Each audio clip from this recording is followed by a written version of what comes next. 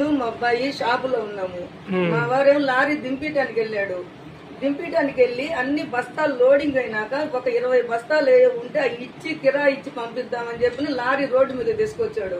Just lorry వచ్చింది, reverse కూడా చేసుకునే టైంలో ఉంది అంతే. ఆగలేదు, ఒక బస్తా దించలేదు, ఏం లేదు. రావడం ఎస్ఐ గారు అక్కడ ఆర్న కొట్టాడు. వెనక నుంచి ఆర్న కొట్టి లారీ వాడిని పంపించడానికి ఏమన్నా ఆర్న కొడుతున్నారేమని చెప్పేసి మేము అనుకున్నాము. ఇంకా రావడం లారీ వాడిని టప్పా కొట్టాడు లాఠీతోటి. కొట్టి ఎవరిద్దరా ఈ సరుకు అని చెప్పని అన్నాడు. అంతలోకి మా అబ్బాయి సాని చూపించాడు, వీళ్ళకి దించడానికి వచ్చామని.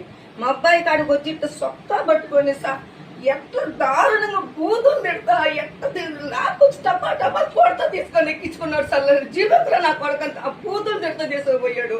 నేను ఇట పట్టుకొని ఎందుకు సార్ ఎస్ఐ గారు మా అబ్బాయి ఏం తప్పు చేశారు సార్, మా వాడు ఏం తప్పు చేశాడు సార్ చెప్పండి సార్, ఎందుకు తీసుకెళ్తున్నారు సార్? ప్రజలు ఎక్కడ ఏడ్చుకుంటా బతుకులండి. నేనైతే అసలు ఏమన్నా రెస్పాన్స్ ఇవ్వకుండా చక్కగా పట్టుకుని బూతులు మాట్లాడతా ఎక్కడ పట్టుకొని చెప్పని ఎక్కించుకొని తీసుకుపోతున్నాడు. ఆ టైంలో నేను కూడా ఎక్కేదాన్ని, ఎందుకు అని చెప్పేసి ఓరంగా ఉంది కొట్టు డబ్బులు ఉంటాయి, ఇంకెందుకులే మనం ఎందుకు పోవాలని చెప్పేసి నేను పోవాలి ఆడవాళ్ళం. అంతలాగే అసలు గోడౌన్ నుంచి లారీ పంపించి బండి వేసుకుని వచ్చే టైం ఎంత టైం తేడా ఉంటుందండి. ఎన్నికేట ఈ అబ్బాయిని ఈ లోపు అన్ని జరిగిపోయి తీసుకెళ్ళాడు. వెనకేట మా వారు వచ్చారు అక్కడికి కొట్టు ముందుకి వస్తే నేను ఏడుస్తా, ఇట్లా సంగతి అయ్యా, ఇట్లా జరిగింది అయ్యా, ఇట్లా తీసుకెళ్లాడు అయ్యా అంటే ఆయన పరిగెత్తుకుంటా పోయాడు.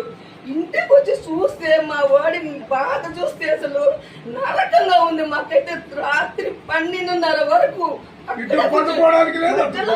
వేరే మనుషులు పంపిస్తే 8ంటికి పంపించారు. పంపించి గవర్నమెంట్ హాస్పిటల్కి తీసుకుపోయి ట్రీట్మెంట్ తీసుకుపోయినోడిని అక్కడి నుంచి మళ్ళీ అక్కడ తీసుకుపోయాడు. అమ్మ మళ్ళీ తీసుకుపోయారమ్మా నన్ను ఫోన్ చేసి చెప్పాడు నాకు.